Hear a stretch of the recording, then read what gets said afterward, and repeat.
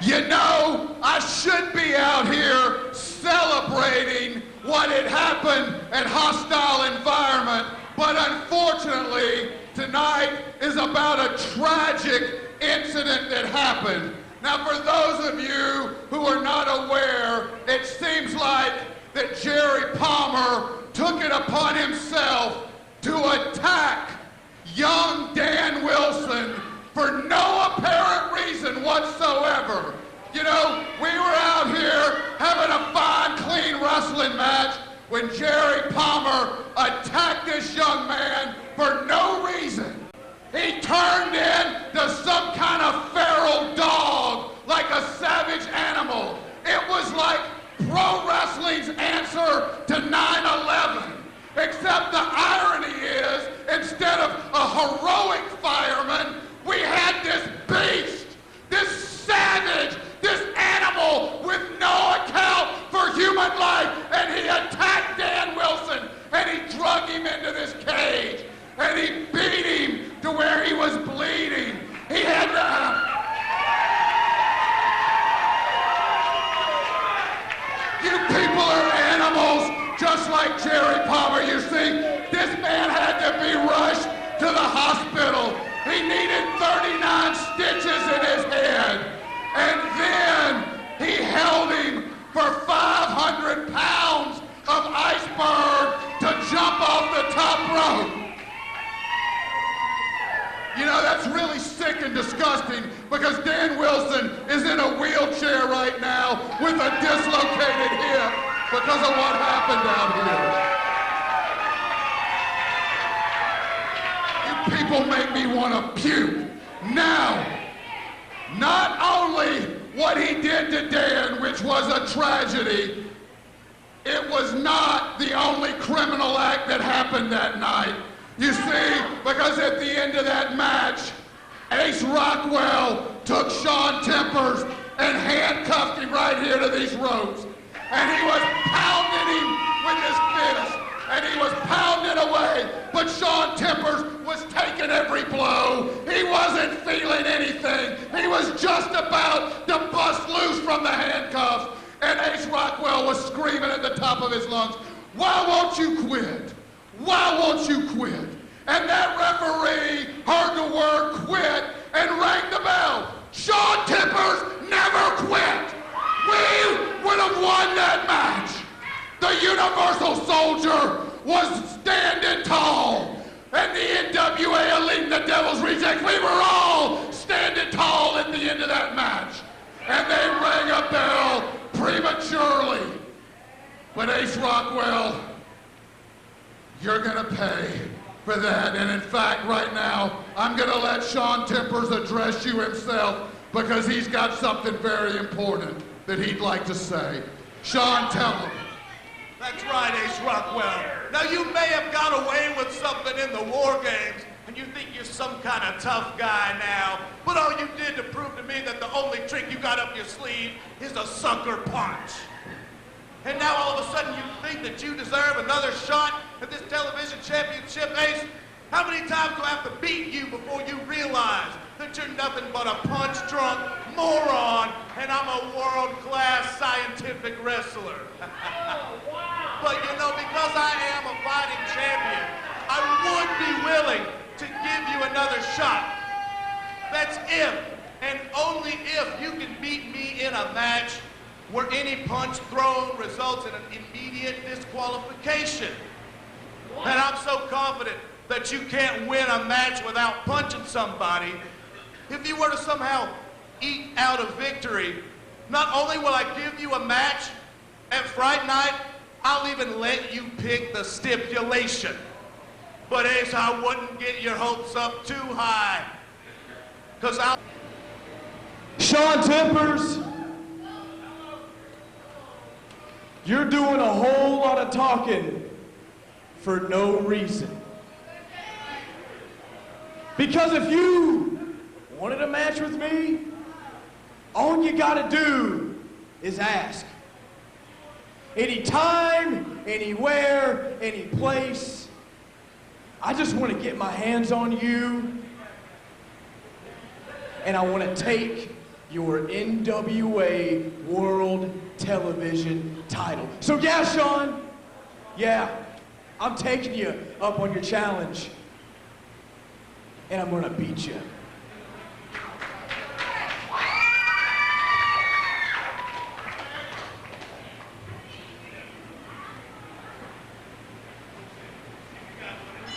Well, as Greg Hunter makes his way back up here to the booth, this is our featured contest, our main event for the week. The National Heavyweight title is on the line as the No Pain Train Iceberg challenging the Universal Soldier Shatter, the current national champion. And like we've made mention to, it was back at Hardcore Hell 2008 that Iceberg ended the reign of then Anarchy Heavyweight Champion Shatter, the Universal Soldier. That's been about 18 months ago. Right now in this very building, can lightning strike twice? Can Iceberg wrestle away the National Heavyweight Champion, once again bringing it into a reign of a championship held by Shatter? Well, folks, as you can tell, Shatter and Jeff G. Bailey both rather surprised at the appearance of Iceberg. According to what I have here, we were still scheduled to have one other match. So, folks, if this match does not consume the remainder of our television time, we will end up seeing the Hate Junkies in tag team competition. But right now, we have the National Heavyweight Championship on the line. It is the No Pain Train Iceberg and the Universal Soldier Shatter. I'm sure you mentioned it. More than familiar foes. One thing here that is different definitively in this encounter than their previous ones, which is, number one, no Dan Wilson in the corner of Iceberg. Iceberg has always had an equalizer opposite of Jeff G. Bailey, and that has been the Reverend. But if you look around, you might be able to argue that the mighty Iceberg, who knows in his heart of hearts, with the championship on the line in the big match, he can beat the Universal Soldier. He's done it before. You might say he's got 100 plus, 200 people here at the NWA Arena watching his back. And you know, and the thing is, I wouldn't let any of these unwashed idiots watch my back, because they're probably just looking for your wallet or a place to stick the knife. All right, now, side headlock applied by Iceberg, making the champion carry the full 450 pounds of the being of inconceivable horrors. The mighty Iceberg, the challenger to the National Heavyweight Championship, one of the few crowns that has crossed through the NWA Arena in its storied history that Iceberg has never held. The man has been a Wildside and an Anarchy tag team champion. He has been both Wildside and Anarchy heavyweight champion. Only 2 crowns that currently reside in the NWA Arena that he qualifies for, because I do not believe anyone would mistake Iceberg for either a junior heavyweight or a young lion. The only 2 crowns that have escaped him are the National Heavyweight title and the World's Television Championship. And right now, he could find himself the new national champion by the time all is said and done. Hey, Greg Hunter, you know, let's not forget, aside from War Games that was here in Hostile Environment just a few weeks ago, Shatter has had a full plate of title defenses. He's defended the national championship in California, North Carolina, here in the state of Georgia. He's defended down in Florida, Texas, and other places. So Shatter has been traveling around the nation defending that national title. And let's not forget, just a few months ago, that successful tour of Bolivia. Well, not just around the nation, but around the world. Right there, though, Shatter able to use his speed advantage, got out of the way. Iceberg knee first into the middle turnbuckle, and the Universal Soldier, the national heavyweight champion, has been going after that leg ever since, working over it. The heavier you are, the larger a competitor, the more pressure is on your knees at all times. Iceberg's knees carry 454 pounds worth of weight. That means they're more susceptible to attack at any point in time. And right now, the National Heavyweight Champion taking full advantage of that fact, going after the leg. of the former Anarchy heavyweight champion. And now Jeff G. Bailey, would you look at this, with the national title belt. Take that national title, and I mean, that's metal. That's going right into that knee. And, you know, a man as heavy as Iceberg, you know, when you're nearly 500 pounds, you already do good enough to hold all that weight up. It doesn't help that if your knee is wrenched or if it's injured or a leg or a foot. And right now, Iceberg in a very, very vulnerable spot. Right now, the No Pain Train, the national heavyweight champion, pounding away on him. Going after that knee bit by bit. Stomp to the head to put Iceberg back in a prone position. The Universal Soldier on his 9th month as the heavyweight champion of the nation. And Greg Hunter, let me tell you, I talked about all his successful defenses, around the nation here. All our fans watching this on NWAAnarchy.net or on whatever television network you may be watching us on, Shatter is going to be defending that national title in places like Ohio, in Illinois, in California, Texas, New Mexico, any place where the National Wrestling Alliance has a presence. Shatter will be there defending that national heavyweight championship. So I suggest if he's in your area, you buy a ticket to see this man, or if you want to make the trek here to Cornelia, the first and third Saturday of every month here at the NWA Arena. All right, now the national heavyweight champion, the Universal Soldier Shatter, going to town. And what about what we heard just prior to this matchup? That the world's television champion, Shawn Tempers, will give Ace Rockwell a shot at Fright Night for the World Television Championship.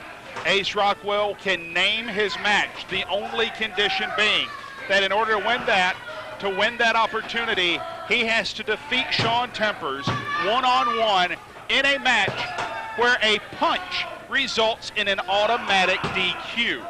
And I'm going to tell you right now, Ace Rockwell, he might as well forget his match at Fright Night because he's going to lose that match by disqualification. That man can't help but throw sucker punches. Right now, Iceberg is in the figure 4. He is trying to turn it, and he does. The pressure now on the knee of the national heavyweight champion.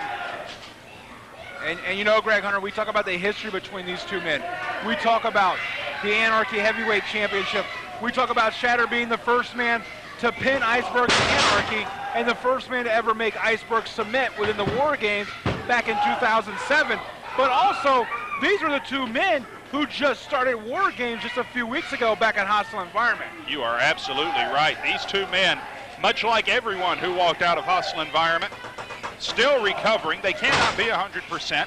Iceberg, his schedule not as strenuous as that of the national heavyweight champion. So one would have to think that he is in perhaps the better physical shape as far as fatigue and physical stress.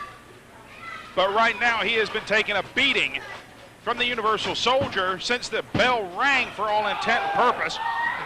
Shatter told me that, immediately, following War Games, bloodied, battered, and, just beaten up all around. He left here straight to the hotel, and then that next morning he was on a flight down to Florida for a national title defense on Monday. All right, now Iceberg has what is, quite frankly, his biggest opportunity in the NWA arena. And considering this man's pedigree, that is a heck of a statement. He could walk out of here not simply holding Anarchy's richest prize, but holding the nation's richest prize, the national heavyweight title. And right now, shoulder up, and only a 2 count, says Dee Byers. The National Heavyweight Championship, of course, makes you a top contender to that NWA World Heavyweight Championship. And of course, that championship, lots of history, lots of tradition surrounding that one, much like the national title.